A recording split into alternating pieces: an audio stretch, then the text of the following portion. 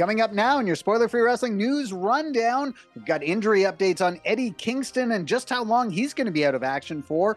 Also, Darby Allin might be injured again and might have to miss Anarchy in the Arena as well. We've got an update on the Oklahoma State Athletic Commission's stance on transgender pro wrestlers. All that and more coming up now. And Eddie Kingston is going to be out of action for a considerable amount of time. Of course, on a previous video, we mentioned that he suffered a leg injury at New Japan Pro Wrestling's Resurgence show over the weekend. He was in a no ropes last man standing match with Gabe Kidd on the show. Kidd gave him a suplex from the apron through a table. As he was doing so, Kingston's leg hit hard on the guardrail. He was able to take part in a post-match angle with the Young Bucks and Jack Perry after, but really all he did was sort of kneel in the ring. It was later confirmed in the Wrestling Observer newsletter that Kingston did suffer a broken leg. Kingston then spoke with PW Insider and mentioned that it's actually more than a broken leg. In addition to the broken leg, he suffered tears to his ACL and meniscus, both of which are going to require surgery. He is gone for the rest of the year. According to some estimates, he's going to be out for about 9 months. So he's going to miss the Continental Classic, most likely, meaning he won't get a chance to defend his Continental Cup victory in next year's tournament. So bad news for fans of Eddie Kingston and bad news for Eddie Kingston. He's going to be out of action a long time. Now, in other AEW news, Kingston's replacement in the Anarchy Arena match at Double or Nothing might also be injured.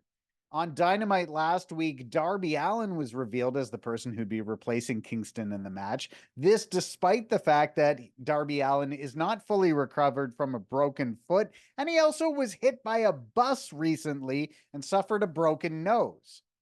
What we didn't see on Dynamite last week was a post-show promo that Darby Allin gave after the cameras stopped rolling, where he said that while he was hiding under the ring, waiting to make his surprise appearance on the show, he was hit with a steel beam from the mat.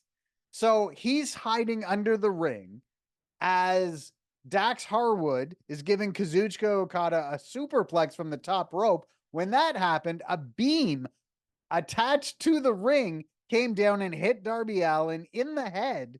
And he actually said he's worried about having suffered a concussion and was going to the hospital to get checked out. So it's entirely possible that Eddie Kingston's replacement in the Anarchy in the Arena match is also going to miss the Anarchy in the Arena match, though. I mean, that's not concerned. This is just based on what he said after the match, that he was going to get checked for a concussion. So we'll find out more about if Darby Allin is going to be in the Anarchy in the Arena match. We'll probably find that out on Wednesday. In other injury news, Julia is going to be out of action for a little while. She suffered a broken wrist in the main event of the debut event for Marigold on Monday. So Marigold, if you're not familiar, is the new promotion that was just started by Rossi Ogawa. Rossi Ogawa is the co-founder of Stardom. However, he sold that company to Bushiroad. Bushiroad kept him on to run the company until they fired him earlier this year. They fired him because they said that he was poaching talent for a new promotion. He, of course, denied this. But then again, he now has a new promotion and some former Stardom talent are performing on the shows. So Julia was pinned by Saray in the main event in a tag team match, setting up a future singles match between the two, which will likely happen at an event they just announced called Marigold Summer Destiny 2024, which will take place July 13th at Sumo Hall. So Sumo Hall, you can get crowds of like 9,000 for a show, whereas at Korakuen Hall, they had a packed house. They sold out Korakuen Hall, but it's like 1,500, 2,000 tickets. So it was revealed that Julia did suffer a broken wrist in that match. However, she spoke with the media And she said she's confident she'll be back in time for that event on July 13th to face Saray.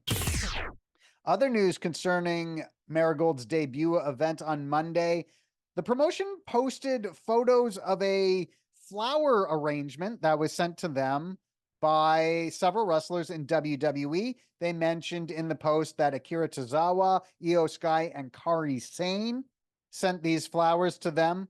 Of course, you do not see the name Asuka attached to this bouquet of flowers. Of course, Asuka has a very public rivalry or hatred of Rossi Ogawa.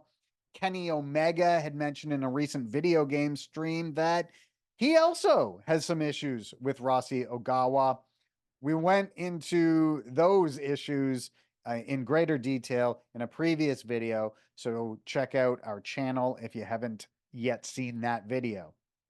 WWE wrestlers having sent this flower arrangement to Rossi Ogawa and Marigold does seem to illustrate that there is going to be a working relationship between these two promotions, whether that means we see wrestlers from Marigold go to WWE or vice versa. We'll just have to see, but we should find out a little bit more about the relationship between these two companies in the coming months. Speaking of Asuka, she's going to be out of action for a little while. She revealed on her YouTube channel that she's going to take some time to deal with a knee injury that has been nagging her for some time. So there's no timetable for how long she's going to be out of action for, but she did say in the video that she had been relying on Kairi Sane and Dakota Kai to help her a lot during the most recent tour, as her mobility has been somewhat limited due to the knee injury. So we will just have to see, but Asuka is going to be out of action for a little bit. And one person that is returning from injury, Braun Strowman, is back after over a year being on the shelf after going neck fusion surgery in June 2023. He, of course, has been feuding with Judgment Day as of late on Raw. He is now scheduled to have his first match back. He will face JD McDonough on next week's show. Also back in action is former IWGP World Heavyweight Champion Sanada.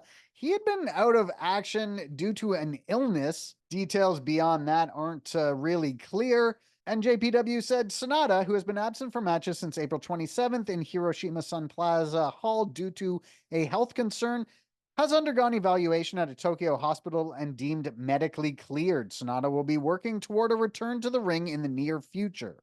Sanada and New Japan Pro Wrestling appreciate fans' support and understanding. So it kind of sounds like we should get Sanada back in New Japan Pro Wrestling, maybe after the conclusion of the Best of the Super Juniors tournament, which of course is ongoing now.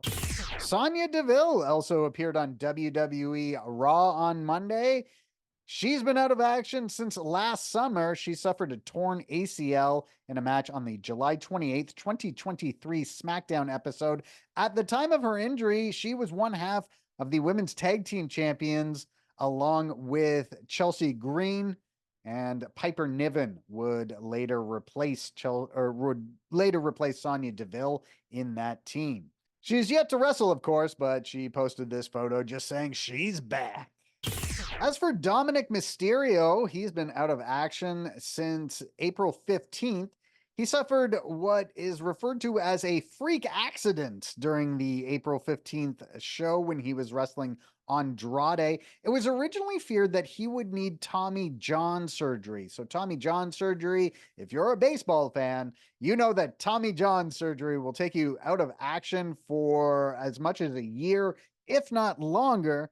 However, it's been reported since then that they are looking to heal the injury through physical rehabilitation and trying to avoid surgery to get Dominik back in the ring as soon as possible. During an interview on the Masked Man show, he said that his arm's healing up pretty good. He said, "I had a slight tear in my Tommy John ligament, which was kind of like a freak accident in the wrestling world because it's a baseball injury. But yeah, about 6 to 8 weeks. I've been doing 2 times a week for rehab, so I'm just trying to get healthy and trying to get back out there to help the Judgment Day so they can physically start hurting again. Start hunting again. Nope, start hurting again." I don't quite understand that last line. The gist of this is that Dominik Mysterio's rehab is going well. And so it looks like he's avoided surgery. Also, Ty Mello is training for an AEW in-ring return. She didn't suffer an injury so much as she did give birth to a child last November. She posted to social media and she included the caption, "So happy to be able to be in the ring again. With a lot of patience, I'll get ready to be back. It's a whole new body and I still feel so weak inside. I got frustrated a couple of times, had to hold my tears and keep going. My body was my baby's home for 40 weeks, and now I'll get stronger, not just for me, but for her too. It's a long way to go, but I'm closer than yesterday." And the last remaining active member of the Viking Raiders is injured. So Ivar, who was supposed to be in the number one contenders three-way match for the North American title on NXT this week, has confirmed that he is legitimately injured and he's going to be out of action for a while. So there'd been a bunch of different reports on what was going on with Ivar. He ended up taking to social media himself just to clear everything up. He wrote, "There's been a lot of misinformation floating around about me. Let me," and he's written here, "clarify." And he wrote, "Yes, I am injured. Yes, it is very serious. No, I have not had surgery. Still trying to figure out all options and what this means for my future. That being said, I want to thank everyone for the outpouring of love and support, not only after finding out I was injured, but throughout the last several months. I have heard you all. No matter what happens, I owe it to everyone who ever believed in me to do everything I can to get back in that ring, under those lights, and in front of the most amazing fans on the planet. See you ass soon as I can." And as for his partner, Eric of the Viking Raiders, he's out of action for a long time too. Of course, he underwent neck fusion surgery in November, so he's going to be out probably. I mean, you're out of action after neck fusion surgery for a year, over a year. So it's going to be a long time before we see Eric again. We don't know much about Ivar's injury other than he has said it's very serious, but he's looking to avoid surgery. And the other member, Valhalla, she's pregnant, so she's going to be out for a while too. So we are all just going to have to go without any Vikings until into 2025. Just a few more news notes here. AEW's Ruby Soho and Angelo Parker got married over the weekend. Of course, they recently announced that they're expecting their first child, and Ruby does have a little bit of a baby bump in these photos. So John Silver posted this photo of the couple to social media. Ruby Soho would later write, "The perfect day." Some more news notes. All Out, which typically takes place on Labor Day weekend, will now take place the weekend after. So AEW announced that All Out this year will take place September 7th in Chicago rather than September 1st. And that will mean that it's 2 weeks between AEW All In from Wembley Stadium in London. That takes place on August 25th. And now All Out is moving to September 7th. So you remember last year, we got them in back-to-back weekends. Now this year, it's going to be 2 weeks between the two shows. Oh, and I waited to the very end of the video for this news update. Followers of this channel might remember when I spoke in support of transgendered professional wrestlers. Well, the Oklahoma State Athletic Commission let AEW know they are considering a change to this rule regarding, they have a rule that, so the Oklahoma State Athletic Commission, if you haven't been following this story, they issued a warning to AEW over having a trans gender wrestler, Nyla Rose, wrestle a cisgender wrestler on their show in December. However, the Oklahoma State Athletic Commission's administrator, Jim Miller, noted in an email to AEW Senior Vice President Chris Harrington that the commission is considering a change to this rule. However, they noted that that change would not go in effect until July 2024. So here is what the Athletic Commission wrote to AEW. They said, "For your information, the commission is currently in discussion to possibly change this rule. However, if it is determined by the commission that the rule should be changed, it will have to go through the legislative process for rulemaking and would not be in effect until July 2024. So again, we're talking about transgender pro wrestlers here and not like transgender athletes in MMA or something along those lines. So again, if you have issue with my support for transgendered pro wrestlers, please leave an angry comment on this video, thus increasing the video's engagement and performance in YouTube's algorithm and helping more people find and subscribe to this channel. For further comment on this matter, I'm going to turn things over to deathmatch wrestling legend Nick Gage. Take it away, Nick!